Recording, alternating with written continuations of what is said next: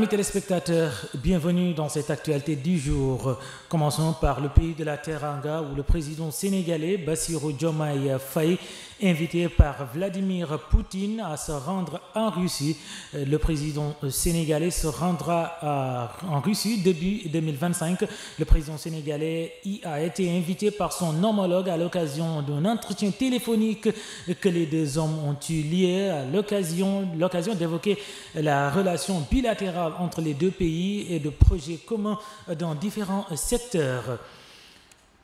Toujours au Sénégal, pour parler de justice, l'AIBD, Samuel Sarr a été arrêté par la police. Samuel, qui était hors du pays, a été arrêté à son retour de voyage. Il a été interpellé à l'aéroport international de Blaise Diagne hier soir par la police de l'aéroport. Selon la RFM, il est arrêté dans le cadre d'une affaire de détournement de 8 milliards de francs CFA au préjudice de West African Society. Il a été confié à la section des recherches de la gendarmerie nationale. Restons toujours en justice pour parler de Mohamedou Lamine Massaly, qui a été traîné en justice pour escroquerie foncière portant sur une importante somme d'argent. Le président de l'Union pour la Renouvelle République a été déféré à la convocation des gendarmes de la section de recherche de Colobane, selon les informations de Seneweb. Massaly a été finalement libéré sur convocation. À cet effet, il devra se présenter devant les enquêteurs. Deux individus dont le responsable politique à Thiès sont accusés d'avoir vendu un terrain à une personne. Cette dernière a constaté, dit-elle, plus tard avoir été roulée dans la farine. La victime a saisi la justice pour réclamer son argent. Parlons infrastructure, cette fois, autopont de front de terre. Bonne nouvelle pour les automobilistes. La souffrance des automobilistes qui empruntent la zone du front de terre pourrait s'atténuer à partir du 26 novembre prochain. En effet, le préfet de Dakar vient d'annoncer l'ouverture officielle à la circulation de l'autopont qui y a été érigé. Il indique que ce nouvel ouvrage contribuera à fluidifier la circulation, à réduire les embouteillages et à améliorer les déplacements dans la zone urbaine. Quittons à présent le pays de la Teranga, faisons un tour en Afrique. Au Mali, la chaîne télévision privée Joliba TV a été suspendue par la haute autorité de la communication à Bamako. Un responsable de la chaîne explique que la HAC lui a retiré sa licence et que la mesure sera effective le 26 novembre. Cette décision de la haute autorité de la communication malienne de suspendre la télévision privée locale Joliba TV News intervient après la plainte, rappelez-vous, c'était le 12 novembre dernier, du conseiller supérieur de la communication du Burkina Faso contre Joliba TV. Restons toujours dans ce pays, mais cette fois-ci pour parler d'économie. Au Mali, le contexte politique perturbe les perspectives économiques.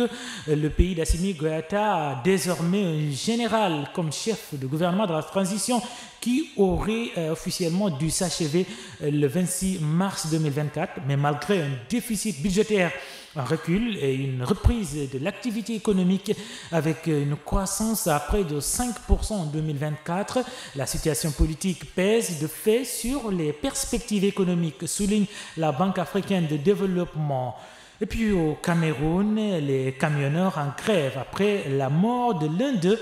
Parmi les missions confiées aux mercenaires russes par les autorités centrafricaines, il y a la sécurisation des convois en direction ou en provenance du Cameroun.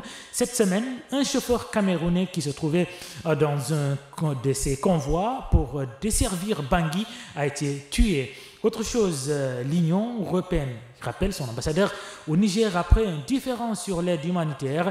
L'Union européenne a annoncé ce samedi avoir rappelé pour consultation son ambassadeur au Niger. Cette annonce fait suite à un différend selon l'Union européenne sur les modalités de son aide humanitaire dans ce pays de l'Afrique de l'Ouest.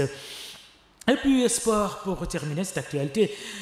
Un point nouveau revers pour le PSG qui devra payer 55 millions d'euros à Kylian Mbappé. Le Paris Saint-Germain a essuyé vendredi un nouvel échec dans le bras de fer avec son ex-star Kylian Mbappé.